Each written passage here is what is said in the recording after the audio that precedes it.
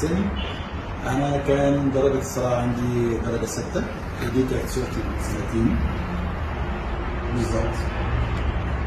قررت قبل رمضان اللي فات ان انا اعمل زراعه الشعر هنا عند دكتور طارق، وصراحه يعني انا كنت متردد في الاول بس انا عملتها.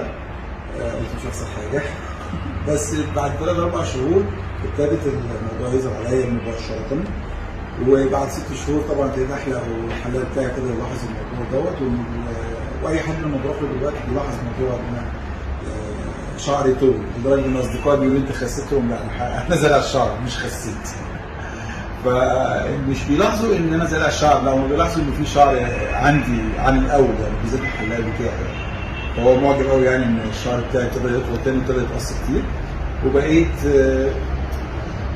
بقيت دلوقتي اقص شعري وبطول شعري لحد الاخر، ودي برضه صوره من سنتين بالظبط. هو الموضوع مش مزعج، الموضوع مش مؤلم، وما فيهوش اي نوع من انواع الالم خالص صراحه. هو الموضوع مزعج بس اول اسبوعين بس. بالنسبه لي ان انا راجل مهمل شويه، فلازم احاسب على شعري فلازم اخد بالي منه. لكن بعد الاسبوعين ومجرد ما غسلت شعري وانتهى الموضوع بقى عادي خالص، اتحرك زي ما انا عايز واعمل اللي انا عايز واخبط زي ما انا عايز.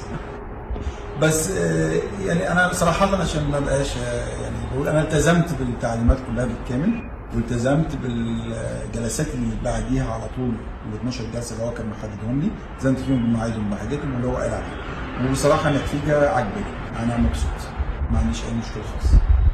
كده يا دكتور طارق انا شاكر جدا على العمليه وعلى نجاح العمليه، وبالذات ان كل الناس بتقول لي ان العمليه يعني شكلها احسن بكتير من ناس كتير هم شافوهم قبل كده.